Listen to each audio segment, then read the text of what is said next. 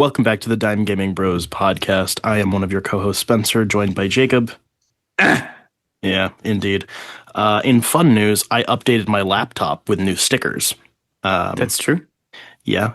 I got rid of some old gunk on there and put on some new ones. It's looking a little better, so that's real exciting. Not like I use my computer for gaming because I'm special, but we make do with what we've got. And we like stickers because stickers. I have not done anything cool.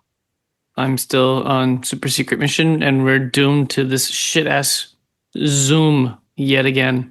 Indeed, I was trying to get back on Google Meet again because the quality is so much better and there is no limit on time, but it's Yeah. there's 18 different memberships you can use the recording feature through, but don't ask how to actually sign up for one. Yup. Because Google wants you to suffer. So that's cool. So back to Zoom we go forever. I was supposed to do BioShock 2, and then I got distracted by something else. It's called Magic Card Games. Not That's quite. That's what you got distracted by. I mean, I have for the past week or so. Yeah, I'm gonna review Magic the Gathering Arena. I knew you would. Its user interface is dog shit. Quite. I got distracted playing Halo Wars 2, Yes. and I completed the game. So I feel like I had more thoughts, and I just didn't get around to restarting BioShock 2 yet. So we're gonna roll with it. Halo Wars 2 is a sequel to Halo Wars, if you could imagine such a thing. What? Yeah. They were both They produced. made a second one? Yes, they were both produced by Creative Assembly, and then Halo Wars 2 was also developed by 343 Industries alongside Creative Assembly. Creative Assembly is a real-time strategy game developer. This is an RTS. I don't like RTSs. I suck at them. I really like this game. I have yet to play through Halo Wars. I've completed the tutorial of the original, but I have yet to actually go through the story. As far as I can tell, while it follows the same crew on the Spirit of Fire, one of the UNSC ships, there's a very large time gap between the two games. So there are characters characters between the two, but there is not a direct story plotline carryover. Basically, in the end of Halo Wars, in 2552, right around the end of the Human Covenant War, the Spirit of Fire got lost in deep space or some bullshit, and everyone went into cryosleep, because of course. So then 7 years later, this picks up with the Spirit of Fire arriving at the Ark, which you would probably know from Halo 3 as one of the locations. It's the forge where they make the Halo rings. So it has super uber mega controls, and it looks cool. And they meet what was at the time a new faction called the Banished. They're a Covenant offshoot, but they're cool this time. Unlike Halo 4's Julian Dama's Covenant sucked ass and was boring. The Banished are basically a mixture of mercenaries and mostly Jiralhanae, the brutes, that are almost entirely uninterested in the religious significance of the Covenant, but they are here for the power, baby. So it's a bunch of brutes with late epic cool black and red coloring who are just power hungry, and it works so much better. I think they're like the orcs from Warhammer 40K. They're pretty similar. They're also similar to, I would say, the Uruk-hai from Lord of the Rings in comparison to, orcs or goblins, a little. They are led by Atriox, the biggest war chief of them all. He's a big fella. He's quite intimidating. And we get this new conflict with this new group of similar aliens we've seen before, but in a new context. Turns out they also were kind of lost in deep space. Don't worry about it. They've been coalescing various Covenant splinter factions, as well as recruiting primarily Jiralhanae, because they're big monkey go burr. It's a different aesthetic than the Covenant, but it does have a lot in common. They have a lot of the same types of vehicles, but they have way cooler paint jobs and a bunch of new stuff. So the vibe is different. And the Spirit of Fire just randomly bumps into the Banished on the Ark because, of course, they want the Ark. And they go, this is bad. We should probably fight these guys. This takes place just before Halo 5 Guardians, roughly, somewhat alongside, but because they take place in very different parts of the galaxy and the Spirit of Fire has no direct communications with any other UNSC vessels, they're just kind of out there on their own getting fucked. It's weird, I will admit. I remember hearing about this when it came out because I've always been into Halo, so I knew about it. I remember the build up after this was like, oh, the Banished are definitely like the new thing now because we needed to make the Covenant work, but not just kind of recycle the same stuff. And that moved forward into Halo Infinite, which did work out really well on that portion of Halo Infinite, anyways. Like them as a faction. They have a lot more substance to them than the previous Covenant Splinter factions, and certainly more than the fucking Prometheans. So I remember hearing about all of that stuff, but I've just never liked real-time strategy. I don't like playing on a computer, and that is what real-time strategy is made for. I just don't like that.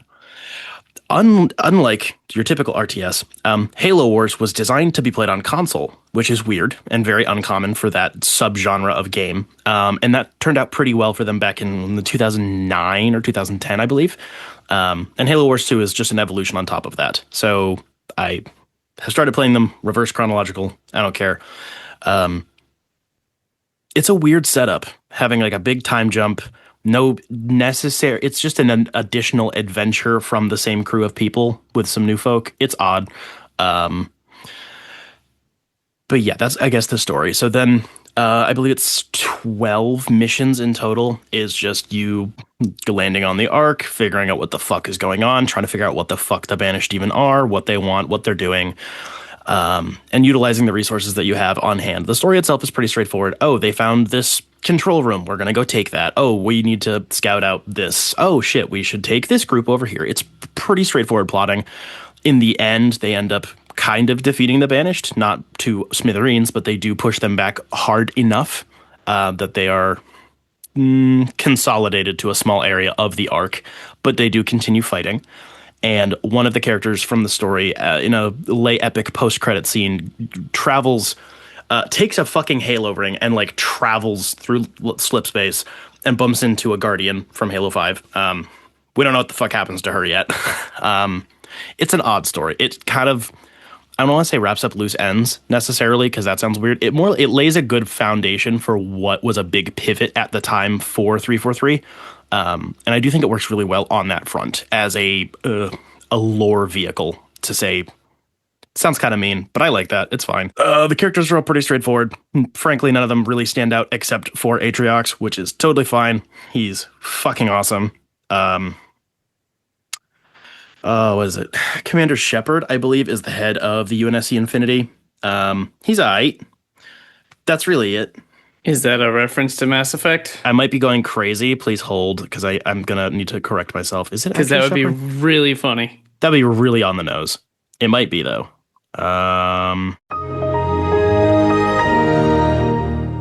Nope. Never mind. I'm dumb.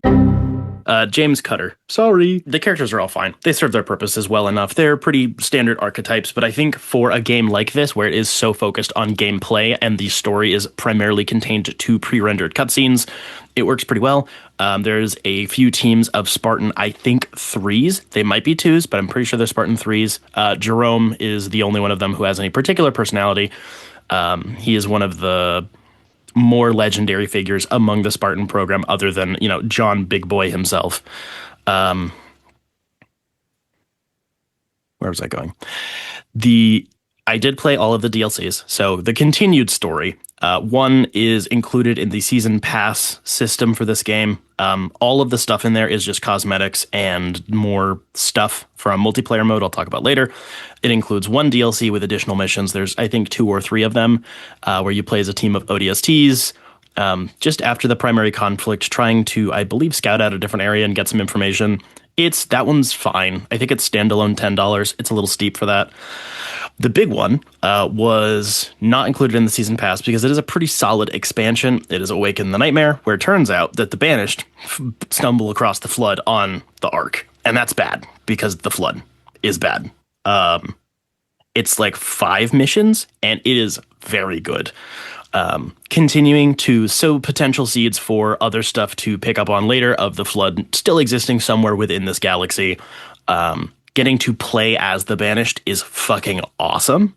It offers an equal amount of depth, but with different gameplay quirks because of the differences between their vehicles and machinery. But it does generally serve the same function. Yeah, they unearth the Covenant, not the Covenant, Jesus. They unearth the Flood and go, oh shit, oh fuck, oh shit, oh fuck. The Flood nearly takes over the Ark, and then they push them back just enough, and that's kind of the end of it. The story on that one is not deep nor interesting, but it is fucking sick. The big standout for this game, for I think most people, especially someone like myself who's not inherently interested in real-time strategy, is the presentation is fucking immaculate. The pre-rendered cutscenes, if I remember correctly, are done by Blur, who also worked on everything shiny you've ever seen.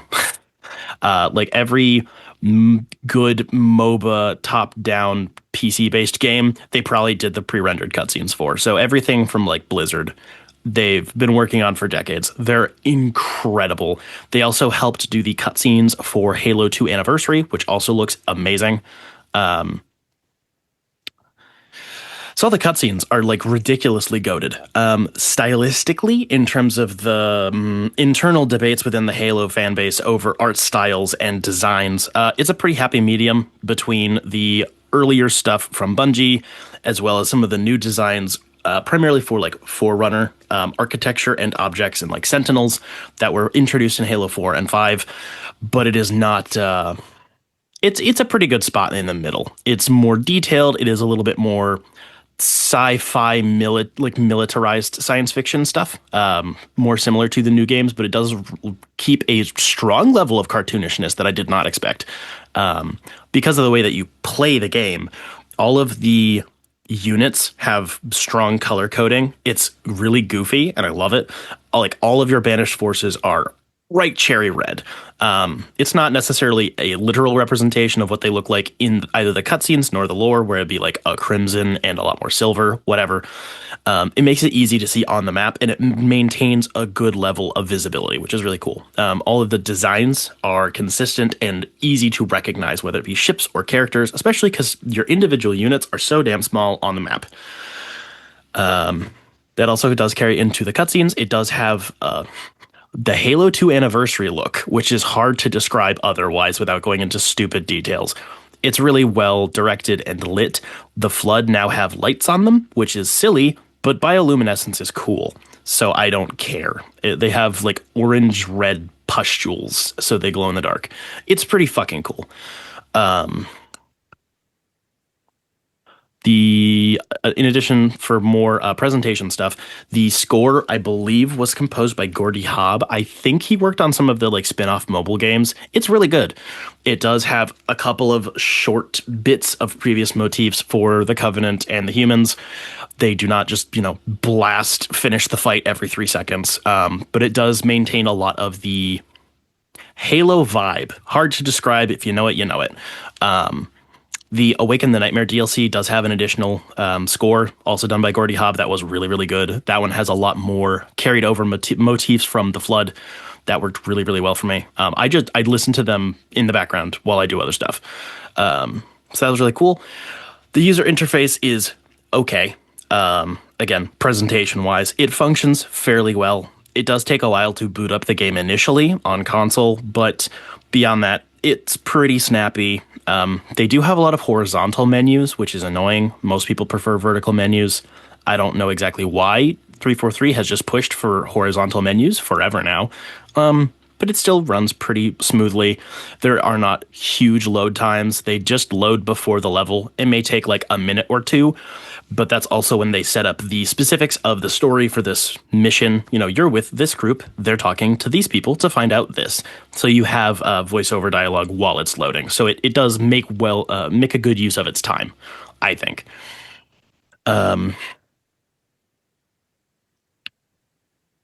They made an RTS you can play on a controller. I know it wasn't original to this game. Halo Wars did it earlier, and other games have done it, but this works really intuitively from like what I understand. It's still pretty simple for an RTS, also from what I understand from a bird's eye view, but you have basic camera controls with the left and right sticks. You can zoom in and out a little bit. you'll hover over an object, it'll be highlighted in blue. You press A to select this shelter or bunker or whatever. And then it gives you options that you can navigate using the right thumbstick, and then you can press A again to confirm choice. It's really simple. Selecting unit types is also pretty easy.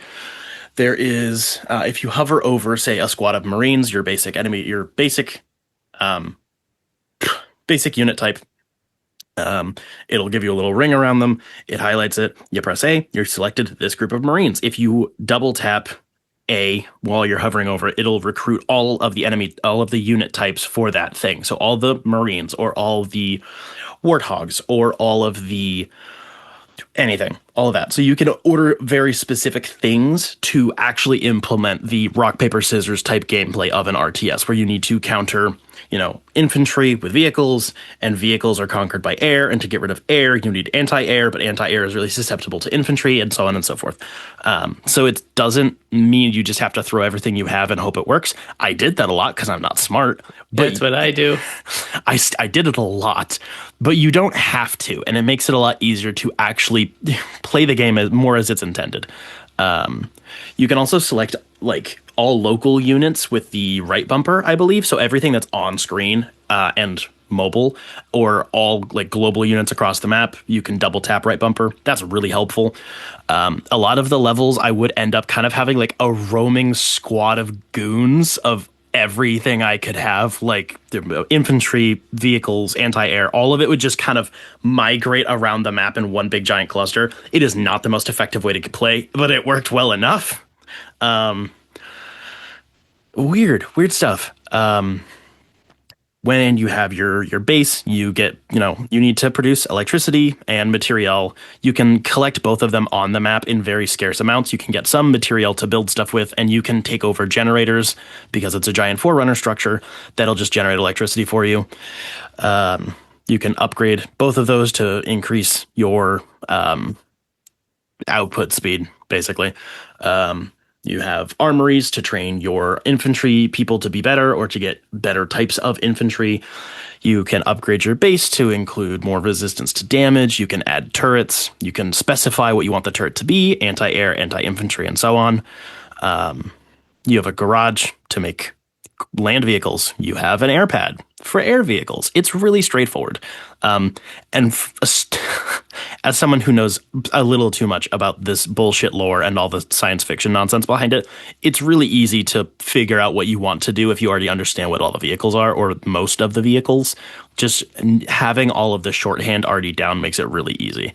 But it does include a lot of on-screen information. So when you pull up your garage, if your base is at level 2 or whatever, you can select, a Wolverine, which is an anti-air like Warthog variant. You can select a regular Warthog, which is an anti-infantry vehicle. You can then upgrade more to get one of the vehicles I don't remember. You can get, a Scorpion. Like, it all seems pretty straightforward. It'll tell you this is effective against this enemy type. This has this range. It's susceptible to this. That's all really simply laid out. And it doesn't feel too cluttered, which is weird because it's a lot of information going on screen. It still feels pretty clear on what to do. If you feel overwhelmed, it's probably just because you're panicking and there's a bunch of shit going on. It's not like the match can turn over really quickly in like 45 seconds. You're watching the dominoes fall in slow motion. If you didn't put stuff in the right spots, you don't have enough resources to build the right enemy types, you can panic sweat through it, but you don't want to do that. So it does actually feel like a skill issue. It's bad planning, bad resource management, rather than it just being fuck you, fuck you, fuck you. There's, like I said, probably 12-ish missions. Each one also has collectible skulls, a couple of audio logs, as well as a couple of challenges on each level, corresponding to some achievements. Make it through this mission with this amount of Marines, or don't let the generator here fall below 50% health. Stuff like that. Pretty straightforward. I got maybe half of them kind of without trying. A lot of them would require a considerable amount of effort and planning ahead of time, and way more familiarity with the game. So I just kind of scatterbrained, found most of the audio files, a few skulls, and some of the challenges are kind of easy gimmies, unless you, for some reason, take a really weird kind kind of similar to especially the Bungie era games. Each match is 30 to 45 minutes. Each mission. There's only a couple of them that are pretty linear and only take a little bit. Like the introductory mission is getting you used to vehicle controls where you don't have like a base. Or there's a few of them where you're doing infiltration with a handful of units and you have to use teleporters, so you don't have a base. Those ones are a little shorter, but all of the major missions are at minimum 30 minutes. You can get par time and par scores, pretty normal stuff. I did fairly well for what I was expecting. I didn't just get bottom tier, I struggle busted through it. I only had to rage quit a couple times. I got through on my first try for at least 50% of the missions, and probably another 25% was on my second or third. There was one of them that I was really stuck on for a while. I don't remember which one it was, and I don't care. Basically, the same thing goes for both DLC packages.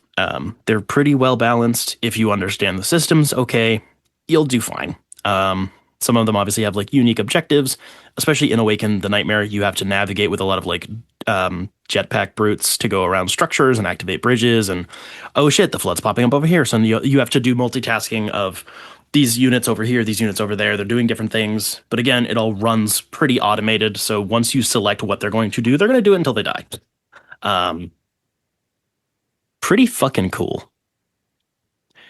Like everything else I have for thoughts is particularly niche and specific of like this one thing I like that they made it this button to do it in this weird finger combination. Like it was fun. It was relatively intuitive. It looks good. It's shiny. I played some of the multiplayer. There are two primary multiplayer modes. There is your regular PvP. You know, there's basic match differences. You'll have more similar to like CTF or Team Deathmatch or Capture the Flag, whatever. You have slight variations. Most of the matches are, I believe, 3v3. You can run them with bots. So you'll have 3 real people against 3 bots. That is very helpful because it gives the game longevity. I am playing this 8 to 9 years after release, which is insane to think about, but it still functions pretty well on that front. People online who still play it are sweats, kind of a given. But again, running it with AI is fine. It doesn't affect like achievements to get a certain amount of score on a multiplayer match on this map or whatever. There's a decent map rotation. It played fine. There is also I guess the big selling point for this game, because it was the 2010s and everything had a fucking card game in it. You have Blitz. I like Blitz. I didn't think I was going to. I've remembered I tried it because the Blitz demo is free or near release, maybe up to like 2020. I tried a couple of times and I couldn't get the hang of it. Once you understand how the game functions, it's way easier. You kind of have to run and gun. You get a hand of cards that all have certain costs. You get Marines for 40 points or whatever. You have to teleport them in at a certain location. Otherwise, you lose a bunch of health and resources. You have to scavenge the map for electricity and material.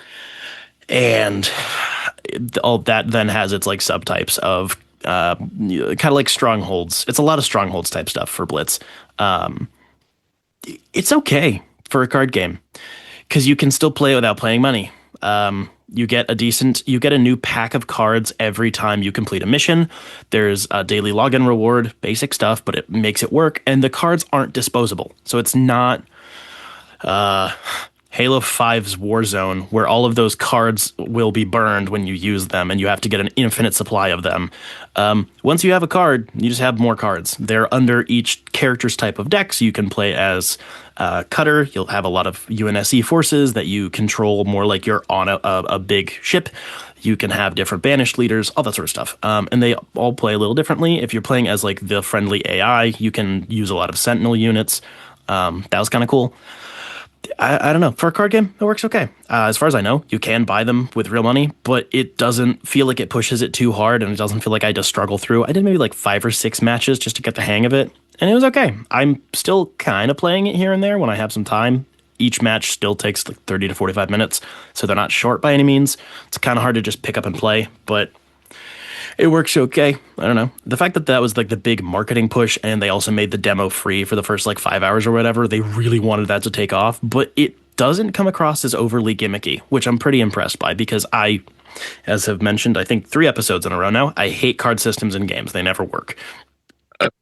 Um, Never say never, my friend. Rarely. They usually come across as a massive gimmick and a money suck for whales. Um, and they're also pretty unintuitive to whatever games they're with. Why the fuck does Rise of the Tomb Raider have cards? I'm still mad about it. Yeah. I played it for free on Game Pass, which was very helpful. I believe you can get a used copy of the game for like $10. I believe it's also very frequently on sale for probably half price, so like $30. Um, there's a couple of different editions of the game. Base game is base game. You can get the base game with the season pass, which will give you a bunch of unlockable character skins and avatars, and like I can now play as fucking Master Chief in multiplayer. It's it's fine. I have no interest in any of it because I don't want to get that involved in it, but you can do it. The prices are a bit steep, but it doesn't feel too obtrusive to the game actually functioning. Um, then the Awaken the Nightmare DLC is a sold separately thing. That's, I believe, $20 or $30. It's a little steep, but I really, really enjoyed it. The aesthetic changes of getting to view the flood from a different angle, playing as the Banished in like a campaign setting rather than just playing as them in multiplayer was really cool. I like how much additional lore it gives you. The story is solid, if not like super exciting.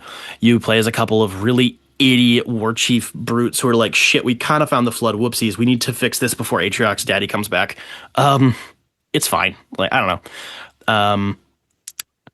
So I think I paid out of pocket like 30 or $40 just to buy both of the DLCs because I didn't care to buy the season pass. I think this is just permanently on Game Pass now because it is a Microsoft owned studio. So that was pretty all right. I probably would have paid money for this if I knew that I would like it, or if I, for some reason, was already into RTSs. You can play it on PC. It is an Xbox Play Anywhere game, which is helpful. Really surprising, like 7 out of 10 on this one. Like, I'm not really into it, but I was sucked in. I got through it. I had fun. I wasn't super frustrated. I enjoyed it. I'm still thinking about it a little bit, but I don't want to dive into RTSs, head first. So All right. that's So, bunch of questions. What's your experience with other RTSs? I can't tell you anything. I think Really? I might have picked one up at someone's house. Like I could have watched someone play and then been like, hey, can I fuck around with that? They're always far too visually obnoxious. There's way too much stuff going on screen. A lot of them are really fast as well, despite the fact that the real-time strategy part kind of means you get to play a game of dominoes in slow motion. It still felt way too fast whenever I'd go watch some new release of something. I'd go watch a short gameplay video, and it just doesn't appeal to me. It's just not the type of game I really like to play. So pretty much nothing. I've tried a bunch, and the only one I ever finished was Empire at War, the Star Wars one. That one was surprisingly like to this day, I'm surprised I got through that. What are the odds of you getting all the achievements in this game, or like attempting it? All of them, never. There You're is gonna dump it, or I'm not gonna dump it. I still have it installed. With the DLCs, it's like double your average achievement count. I think about 25% based on just playing the story on normal, and getting some stuff. There's some of your basic, play the new game mode, complete the tutorial. I'm going to do some more cleanup on those. I might try to get some par time or par score on some of the levels. My completionist brain is not going off for this, which is cool because it's releasing me from my prison, my self-made fucking prison. what difficulty did you play it on, and what options are there? Normal all the way through, your traditional Halo options. Easy, normal, heroic, legendary, and then you can add skulls if you have found them. And I think most people know what skulls are. So They're just difficulty modifiers. I was going to ask if they work the same. As far as I can tell, yes. I only found a few and I never used them, but it appears so based on the menu choices. I think my total playtime was about 30 hours so far. Probably 25 of that was just doing story stuff, including all the DLCs. The main story is probably about 10 hours of gameplay and cutscenes. It feels like I got a decent chunk out of it, but it is not obsessive, nor is it Infinite. Are you going to play through Halo 1 soon? Halo Wars one? Yes. I Yeah, started it. that's I played the tutorial. That was the other thing. One of the upgraded editions of this does come with a like definitive, slightly remastered version of Halo Wars. I didn't know I they remastered it ish. Yeah, it wasn't. They didn't release it physically. I think it was initially only when you bought like the premium Ultimate Super Edition of Halo Wars 2, and then they released it separately for $20, I think. I Weird. think that's also on one of the versions of Game Pass, so I do have access to it. I started it, I loaded it up just to see like what are the general differences. The control scheme's a little different. Obviously the style is different, but it plays pretty close. I just completed the tutorial. I just haven't focused back in on that, but I do plan on playing that, probably to the same extent. So when you finish with Halo Wars 1, and I'm gonna tell our fans the story of how I bought you a little piece of actual real life history. When you're done with Halo Wars 1, are you finally gonna play Battle for Middle Earth 2? Yes. Yes. Let's go. Yeah, now that I have a basic understanding, I have the discs, I have a disk drive to download them, and I'm not in the middle of playing that many things on my laptop, so I have the space. It's only like 8 actual CDs that you have to download it with. And they still only come up to like 5 gigs. Old only discs, come up to what? You broke up. like 8 gigs or something. It's still really small just because it's so Yeah, old. exactly. It's like when it was, what was it, like Final Fantasy VII was like 5 discs at launch, and it's like the Yep. game's big, but not by today's standards. Right. Um, good time, good time. Very good. Do you know what wasn't a nice surprise? Uh-oh. The Super Mario Galaxy movie. I think we might have a bigger disparity on this one than we did on the first one. No way, dude. Wow. This All was right. this was not it, dude. Interesting. I'll start out with my positive. This is the best Umbrella gun fu since Kingsman 1. Yeah. That's my one nice note. Yeah. It looks a little bit better than the first one. The first one did look pretty good. Like its style is kind of boring, but Yeah. it's really well animated. It does have pretty high quality stuff going on. Yep. It's certainly better than Illumination's normal junk, but that's not much to say. The voice acting is still really mixed. Some of them are good, some of them are bad. I thought that overall this movie was a whole lot of the characters saying what they have to do and then run away screaming. Like it was a Yeah. lot of screaming. It was a lot. And I listened to screamy music, but this was too much. I believe when this was announced to be the plot they were going with, I think I said on the show, this feels like jumping the gun. And after watching it, it still feels like jumping the gun. As someone who has played a handful of Mario games and does not really give a shit about the lore in any level of anything, I feel like we're just speedrunning, adding more characters in so we can get to like a Smash Bros. Movie or some shit. And especially when they just pull Star Fox out of the ether and they're like, oh yeah, he's from another universe. He's here to help. Like, yeah, Glenn Powell's cool, but that's it. And then they announced that he has a remake coming out like Yeah. a month after the movie comes out. This movie was just marketing. It really did feel like it. The first one had a lot of that, but at least, yeah, Donkey Kong did originate from a Mario game. So Right. that made sense to an extent. I don't And even there was hate Mario Kart in that movie, and that was fun. Yeah, like I don't even hate the idea of like, yeah, a lot of these Nintendo properties do probably just exist in the same universe. I don't even hate it. It felt like fanfare. It was, we're gonna immediately jump to Rosalina stuff, and we're gonna do the Rosalina and Peach connection, and we're gonna end the movie. Oh, we also got Yoshi because we teased that in the first one, and we do all the Yoshi stuff, and then we have some of the Daisy stuff, and it's like, oh, the next one's gonna be a lot of Daisy, and it's like we're speed running through these characters just for the sake of like making bigger shiny movie, and I don't And care. there wasn't even like there was even less of a point to this one than the first one. Like there was no power of friendship or anything. It was just we got to go A to B. There was a surprising amount of upskirt shots. I was very surprised by that. That was a little odd. That was very strange. And the best character from the first movie got completely whitewashed. My favorite moment of that whole movie is the suicidal star in his cage, Hmm. and now they're just all happy, bubbly little babies, and I was very upset. Yep, that was quite yeah, upsetting. It does make sense. Yeah. Yeah, that was very dumb because that was one of the only bits that I was like, yep, this is good. This is just Yeah, good stuff. In like I general, actually laughed at that in the first one. the humor in this one works even less than the first one did. And the first one Yeah, was every couple thin. jokes was okay. Yeah. This was nothing. Toad is even more annoying than he was in the first one. I it There feels were a like lot of inconsistencies. So like, I know it's nitpicking. I don't care. Eat no. my ass. Bowser like flexes his arm and pops one of his metal bands on his arm, and then the very next shot it was fixed, and like from then on, like it was dumb, and like there were a lot of little things like that where it was like you're just showing me how inconsequential this whole movie is. Yeah. I did not give a flying shit about any of the stuff between Bowser and Bowser Jr. in the slightest. No, nope, Didn't not at I all. nope. I A lot of it was also a lot of like random MacGuffin stuff that may be like specific to Mario lore or whatever, but the way it's presented is like we got to get to the place to find the thing, and oh shit, now we're babies. I hated that entire bit. That was fucking obnoxious.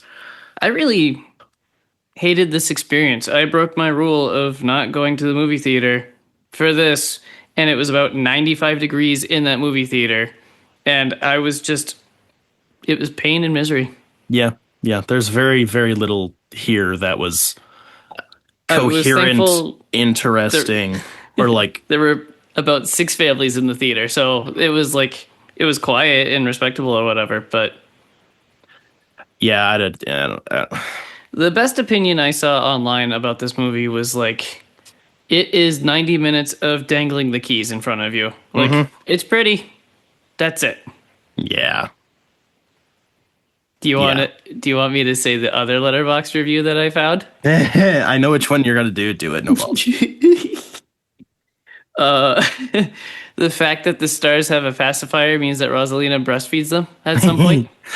Brie Larson can breastfeed me. That's fine. She was actually one of the only performances where I was like, "There's something here. This doesn't feel entirely like stunt casting, but like that. Yeah, I just don't give a shit, man. No, It's this was not a. awful. I'm not asking for it to be deep or No, serious. it's a Just kids movie. yeah, it Like derogatory. This is a kids movie. give me I the want a power of family friendship movie. or something. Dude, seriously, even the first one had like a bit more of the power of friendship and brotherhood or Right, whatever. It right. wasn't good, but it was something. This is just like, look, cameo. You might remember that power up from that thing. Oh, look, it's a character from a different thing. Um, Celebrity, and then they punch. Like, I just don't give a shit. Not at all. Nope. I spent $4 to see this, so that makes the horrible theater experience a little bit better, I guess. I didn't spend 19.50 at Regal to see this. I watched it for free because I had my Regal pass. So, Yeah. that's fine. I will not watch this again. Oh. Mm-mm. I may watch late epic clip compilation of Glenn Powell Star Fox, but that's it. So, a few of my coworkers went and saw it at the theater because they wanted to, and they came away very upset with how much of an asshole Star Fox is, like to his crew and everybody. Like he's just a money hungry prick, and he wasn't like that in the games. He was about the power of teamwork and whatever. So I don't know because there's only not like 3 Star Fox games. I haven't played any of them, and it sounds like 2 of them are basically a remake of the same plot. yeah, So exactly. I don't care. But he always gets along with his crew, and he was a douchebag in this one, and it sucks. I don't fucking know. I'm just, ugh. Ugh. Even I'm if even if Return to Silent Hill is as bad as the reviews look from both critics and like fans of Silent Hill 2, I'm not there will buying be it. there will be something interestingly bad about that at a Yeah. minimum. It will be atrocious and stupid or like incoherent. This was just milk toast derogatory, nothing here. I have heard good things and bad things about Silent Hill 2, and so I'm excited to try to find something positive about that. Me I too. really, really stretched with this one. Yeah, no, for sure. I'm looking forward to it partially because I have yet to play the game, I know, but like I do like that director writer from the first movie that it was a weird adaptation of the first game from what I understand, but it still Yeah, had something to it. It right, tried. right. It had So, Boromir in it. that's also true. Yeah, fuck this movie. I'm not mad Yeah. about it. I didn't expect it to be any better, but man. And it made 87 bajillion dollars. Yeah, the That's third one's like already probably already in in the production. works, Yeah. probably. Anyways, some positive news. From Engadget.com. Microsoft announced plans to start stripping Copilot out of select Windows apps in March after criticism of the company's mishandling of its operating system reached a fever pitch. As it on- as it turns out, though, Windows isn't the only place where you'll see less Copilot. Xbox CEO Asha Sharma has announced that the AI assistant will also be removed from the gaming brand's mobile app and Xbox consoles. W's in chat, boys. Under previous Xbox leadership, Copilot was introduced as a sort of in-game assistant that would be aware of what you're playing and be able to offer contextual advice based on what's on your screen. Microsoft launched a beta version of the experience by adding Copilot to the Xbox mobile app in May 2025, but based on a GDC presentation the company gave in March, the plan was to also bring Copilot to consoles later this year. Those plans apparently don't align with where Xbox is headed, Sharma said in a post announcing new hires to the Xbox division. It's really weird that the woman who mostly got her job because of AI doesn't want AI anything near Xbox anymore, but I don't give a Okay, shit. good. I'm not tripping. I was literally going to ask you about that. No, it's really fucking weird, but genuinely like this is good. Copilot sucks as an app anyways. AI is gay. It doesn't work. It's clunky. It's been in beta forever. It clogs up my PC. It clogs up my fucking game bar on my PC. Fuck this garbage. I'm so glad it's dead. I can't believe I'm dumbstruck that they moved on from Cortana onto Copilot. Like, what the actual fuck are they doing? I think it was because Windows phones flopped so fucking hard. Like for they were only in production for like 3 or 4 years, and they were not good from what everything looked like. Yeah, I barely had a smartphone at the time, but like, yeah, seriously, just lean into the Cortana thing. Just who cares? like at the very least, the nerds will be happy. Yeah. All right, my turn. From IGN.com, we got a trailer for the next Resident Evil movie directed by Zach Kreger, known for Weapons and Barbarian. He said, I was a massive fan of Austin after working on Weapons, and I'm a bigger fan of him after. Who's Austin? It's the guy who's playing the lead. Oh, okay. He was Big fan of him. he was the after heroin addict making in Resident Weapons. Evil with him. He's so fascinating. He's the perfect avatar for the viewer. He told IGN. What I wanted was to do a Resident Evil movie where you're not following a badass with military training. You're following your average gamer like me. If I was thrust into a Resident Evil game, I would be terrified and I would be missing 95% of the shots I took. Just like in real life. Am I right, boys? Releasing in cinemas on September 18th of this very year. So the trailer is super light on plot, but super heavy on aura and cool bullshit. And I'm really hoping that's not what the movie is like. I didn't say that in a negative way. I say that as a positive. I'm just saying, like, please don't let that be a sign of what the movie is. Yeah. I'm sure there's more there. It's just like they're being really vague. It is apparently kind of vaguely set during Resident Evil 2. It's not necessarily in Raccoon City, but it's nearby-ish.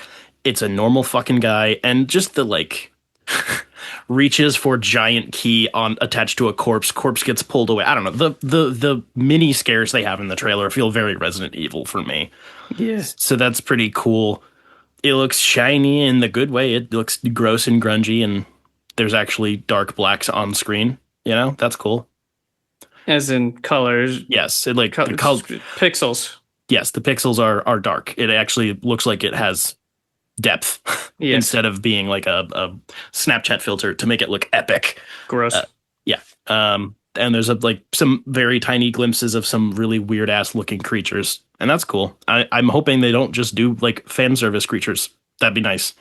Do some new shit. They're gonna. They'll probably have a few, but as long as it's not Yeah, all for of it. sure. Like there There's is gonna be that, liquors. yeah, there's that weird looking dude who looks like Baron Harkonnen. I don't know what's up with that, but spooky, spooky big fat white man. Dunno, It's man. scary in all worlds. I didn't watch the trailer. I'm trying to Nice. stay spoiler free. That's fair. There is definitely no particulars in there, but Yeah, still. I this want to will. be invested when I finally see it. Yeah. From Kotaku.com, Star Wars Fate of the Old Republic was the biggest surprise at last year's Game Awards showcase. Almost as unexpected as the game's existence was the fact that Mass Effect director Casey Hudson would be leading the project. Hudson now leads Argonaut Studios, which has promised to ship Star Wars Fate of the Old Republic before 2030. That was kind of a joke, but whatever. Um, oh, I copied that really bad.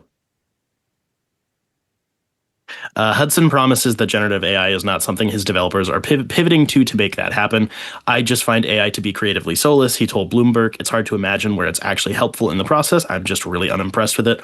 Star Wars Fate of the Old Republic won't be a sprawling 100-plus hour game like Pearl Abyss's recent Crimson Desert either. Bigger isn't necessarily better, Hudson said. If I'm excited about a game and then I find out that it's 200 hours long, even if I have no ambition to actually finish it, I wonder if I put 20 hours in, will I even be out of Act 1? A lot of players just want to play something and finish it. So that sounds good to me. Yeah, I like hearing AI bad. That makes me happy. Yeah, indeed. Also, it'd be nice for it to not be mega super big. A couple of things that I'm bringing to the table for the news. Subnautica 2 released in between last episode and this one, and they sold 2 million copies in 12 hours. And the little bits and pieces I've gleaned from the news about it is that that means the company is going to give like the employees a big payout because they hit like the we're not going to fucking hit that goal, and they hit it very, very quickly. So Nice. that's good and cool. And the other one is that Amazon has most likely, probably, definitely canceled the Lord of the Rings MMO that they're working on. Oh, I forgot about that. Yeah, I did too. I saw the the headline that it was canceled. I was like, oh yeah. So big one. Cool. MMOs suck.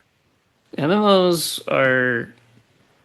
It's been interesting watching some YouTubers lately about how like MMOs are kind of doomed to fail from the beginning because They have a built-in like limited life cycle. the big two or three or whatever are just going to absorb them. They already have their committed fan base, and outside of that, like you need to really convince people to leave the one they've been playing for 30 years for this one, and that's really hard to do. Imagine that. Yeah. Coming up, games coming up in June.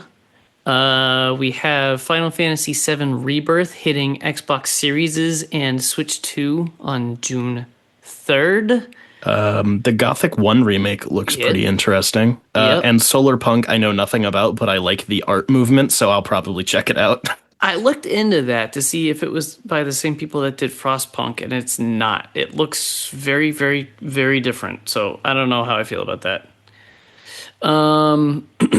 Hell Let Loose Vietnam is coming to PS5, Xbox Series, and PC on June 18th. That's kind of a big one because Hell Let Loose is surprisingly big despite being really difficult. The new Star Fox game is coming to Switch 2 as well. That was a almost shadow drop. I'm surprised it wasn't, but whatever. Nintendo do Nintendo things. Mm-hmm.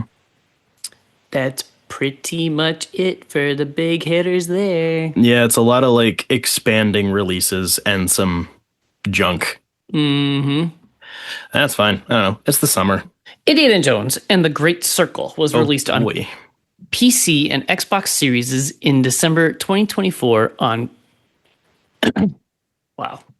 on PS5 in April 2025, and a Switch 2 version released like 3 days ago, that is in May of 2026. It was developed by Machine Games, known for the last several Wolfenstein games, and published by Bethesda. The game uses the Motor Game Engine, which is a branch off from id Tech 7, so that's what Doom Eternal was made with. It currently has a Metacritic score of 86. Need water. You need water for the hot take you're about to drop. Not used to talking these many words.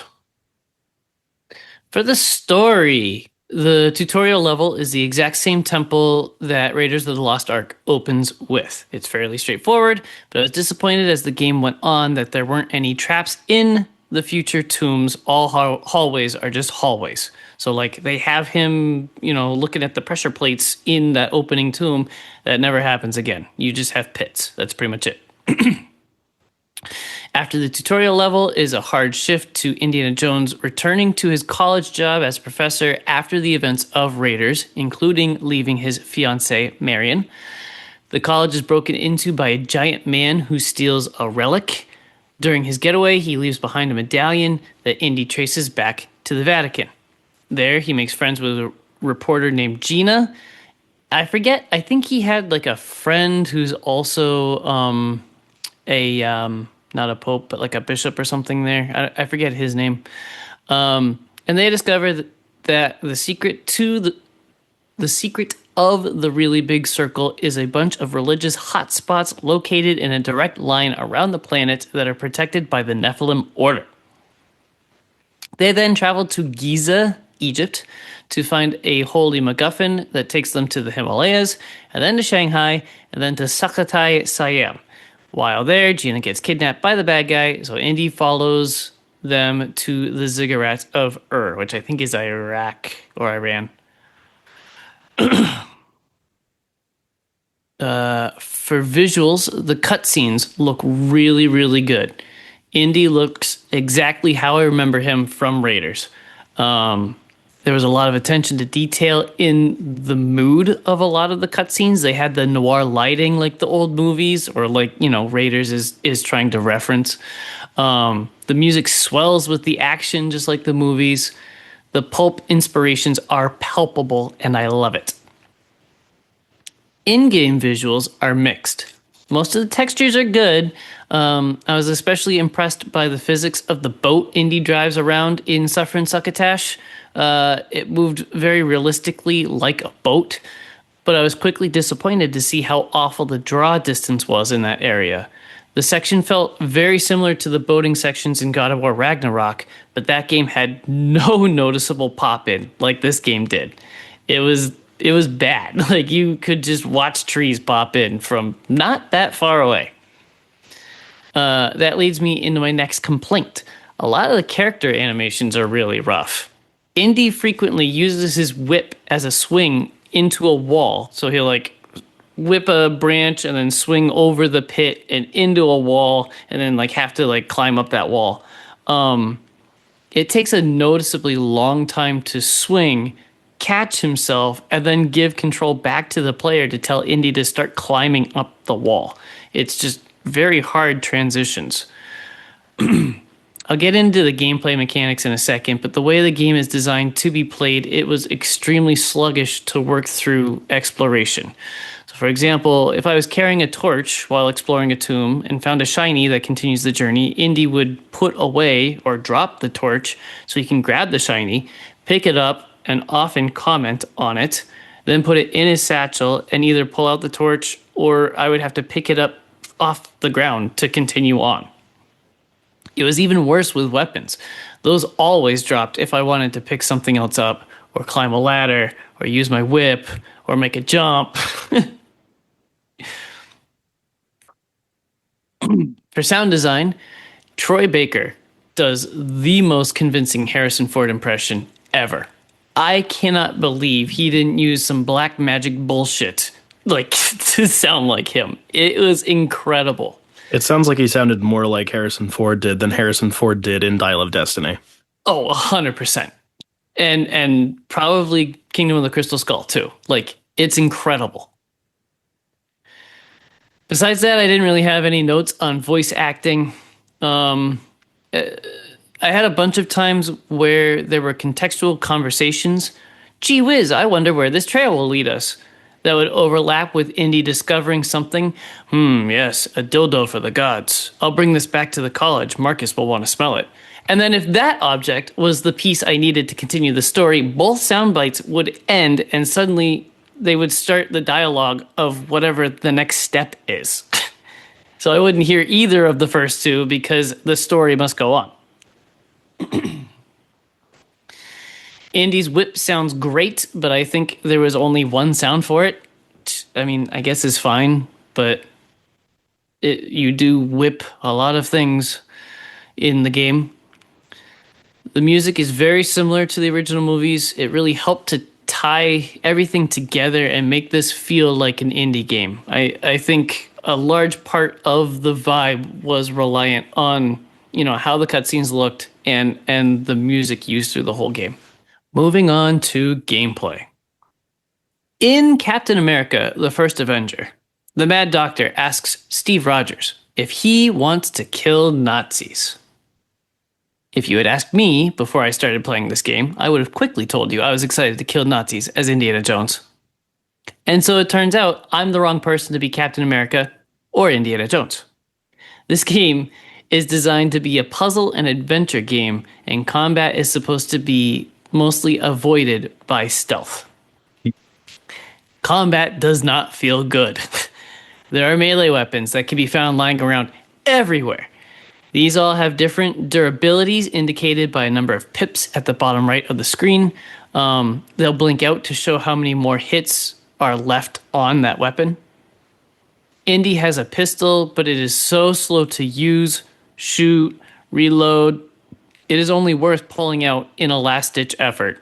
And I don't think it really saved me either. Like, every time I was like, oh, fuck, and pulled the pistol out, I still died. So you can steal guns from the enemies, but you can't reload them for some unexplained reason. So the magazine you get is all you get until you find another weapon. There's a pistol, a small machine gun, and a rifle, and every enemy takes several shots before dying. Those are like the only 3 gun types in the game. I think I could kill 3 enemies with each gun before running out, if I was being really careful. And then I would have to swap the gun to a melee weapon that would then break after 2 hits. Dogs are a somewhat common enemy, and Indy doesn't kill them.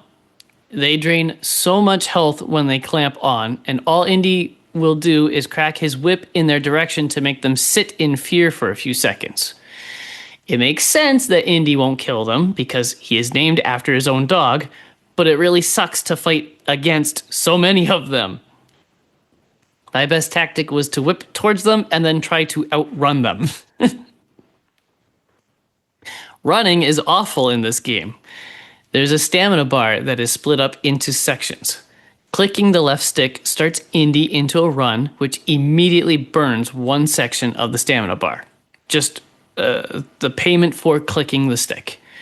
It slowly burns down the longer he runs until he is exhausted and walks very slowly until the stamina builds back up. Running, climbing, throwing punches all take stamina. I had a bug through the entire game where Indy would stop running if he changed any kind of altitude. The slightest rock would drop him back to a walk.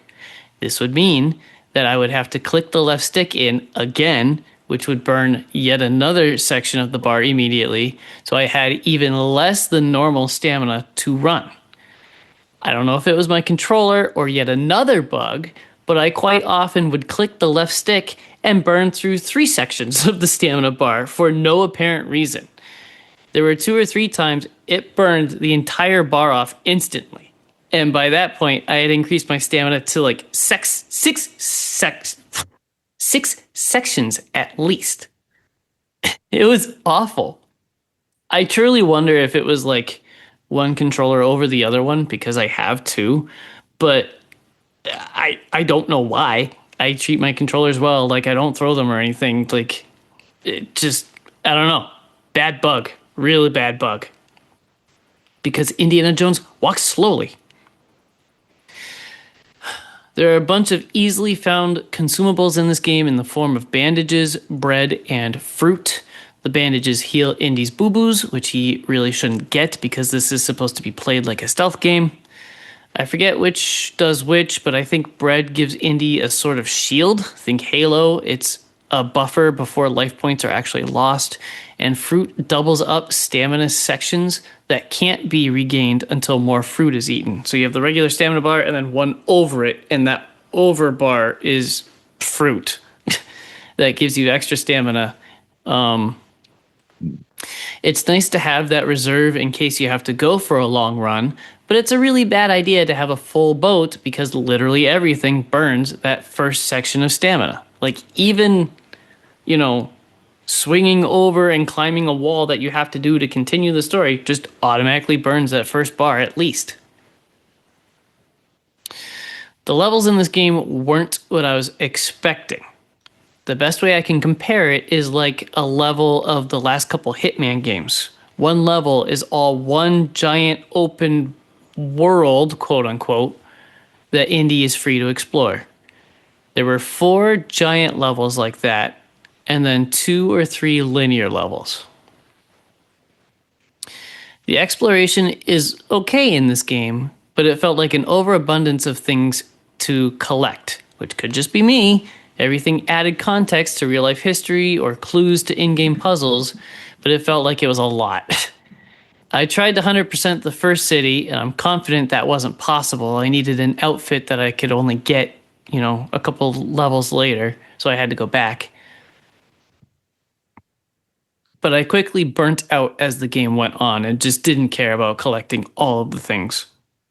It felt bloated overall, which is really too bad because I thoroughly enjoyed the overarching story. It was a much better indie story than the last 2 movies. And I like those movies, but this is better than those. There are collectibles called ancient relics that I swear look dildo-ish. I finally found out what they are for in the second to last level. They're buttons or levers that you insert into a puzzle and turn. I guess those are hidden all through the game, but I don't know. I only found that one. The costume I mentioned before helps Indy get into places he doesn't belong. There's, 4 to 6 costumes in the game. They help him get into places that he doesn't belong, unless there's a captain of the bad guys there because they can see through his disguises somehow. They're just like, hey, wait a minute, you're not a priest of the Vatican. With really no explanation. I got a weird feeling playing this game because the characters or the story would refer to the fascists what felt like 90% of the time. I'm not really sure why the writers made the distinction so clearly. I kind of looked into it, and all I found was a small scandal around the DLC being announced right around a certain event that happened in America, and Bethesda had to beg and plead to the masses that the things weren't related. But that was all I found. They say Nazi sometimes, but usually only referring to the actual bad guy, Voss. The only thing I can come up with is that some of the bad guys in the levels aren't Germans. There are some Italians or whatever, but I'm confident old school World War II pulp did not make that distinction. The Axis powers were referred to as dead Nazis for short. So, I don't know. Weird feeling. I don't know if it's good or bad. It's just weird. I can't see your face because I'm reading my script. Are you making funny faces? Are you about to call me dumb and gay because they did a dumb and gay thing? No, I'd have to see how it was implemented because, Okay. like theoretically, if it was in certain locations, it would have been like way more of like it's Stalin's Italians or whatever. It's like maybe there's something there, but it definitely does seem a little odd. Yeah, that's really all it was. Is like it doesn't seem wrong. In fact, it seems more accurate. It's just weird. Yeah, especially because like Indiana Jones is primarily a very over the top pulpy thing. Exactly. It's not really known for particularly historical accuracy. Historical accuracy or like really niche actual politics to it. It's pretty general. I don't know. These guys all seem pretty fucking shit and like anti-human. We should get rid of them because they're ass. Like it's not. We're not getting into the specific policies of various fascistic states. Exactly. So, like, that's a little odd. Cool. Skills are powered up with books that Indy can find or buy from Hell vendors. yeah. He buys them with money he has straight up stolen from the fascists or with medicine bottles that he has found. In each large level, there is someone that begs you to steal medicine that the locals need that the bad guys won't release or have stolen or whatever. Indy has a camera and he takes pictures of literally anything interesting. These pictures give him action points to actually buy the skills unlocked from books. This system doesn't make any fucking sense. Indy can also get action points from finding newspaper clippings or anything else to throw in his journal. The clues for the puzzles, like it all racks up. I think I had 6,000 action points and no books left by the end of my playtime. Indy's journal is laid out really, really well. It is kind of like Saga's caseboard in Alan Wake 2. I'm impressed by your restraint. Any mission Indy is tracking is listed on the left. There's a map in the middle and more details, pictures, clues, etc. on the right, and they can be clicked through more. But I didn't find those extra details to really explain things any better. Like, if anything, you could pull up the picture that you took and it's really, really tiny and you can't see any details. It's like, well, that doesn't help me figure out this puzzle I'm looking at because I can't even see the fucking picture I took of it. In closing, to be fair, I went into this game with expectations that were different from what it was. I wasn't expecting Wolfenstein. That wouldn't have fit the Indiana Jones vibe very well.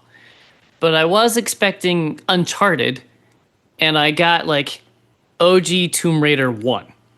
Slow and methodical exploration, shitty combat, cool story, but overall kind of outdated gameplay. Maybe not outdated, just very slow and methodical. I mean, even just the fact that it transitions between first and third person for some things is just like such a weird thing for my brain to comprehend. I hadn't seen a sale on this game after an entire year, which I think is intentional because Xbox exclusive on PlayStation. So I finally bit the bullet because I was really hyped. $90 for the full game, DLC, and art book is about $50 of regret. Yee. I haven't gotten to the DLC yet. I actually didn't finish the game. I was supposed to yesterday and I didn't. I will probably crack it open at the very least, but it has been such a chore to finish this game. Gameplay just feels like an actual butt with a steering wheel. That's a way to put it. Thank you. That's unfortunate. Unfortunately, that's a very old zero punctuation joke. And he was actually talking about the vehicular combat in Borderlands 2. That is also true. This was an interesting one. Tune in next month where I will actually talk about BioShock 2. And we'll probably talk about Return to Silent Hill. Will you really? Are you really going to talk about it? I'm hoping to. Are you sure? Yeah, I'm working on it. I've started it. Eat a dick. And whoever knows what Jacob will do. He always Probably surprises. Kingdom Hearts 3. I'm almost done. That's true. You've been working on that one for a while. I have been. Thank you to our partners over at Jetpack Comics and Games in downtown Rochester, New Hampshire.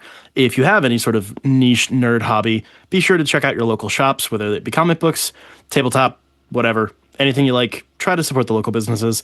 Also, a thank you to our patrons over at patreon.com/dimecomicbros network. They give us all sorts of money. Caitlin and Jeff Lawrence are our two current patrons. We have all sorts of cool exclusive stuff, including exclusive happy hour segments, which we will record now.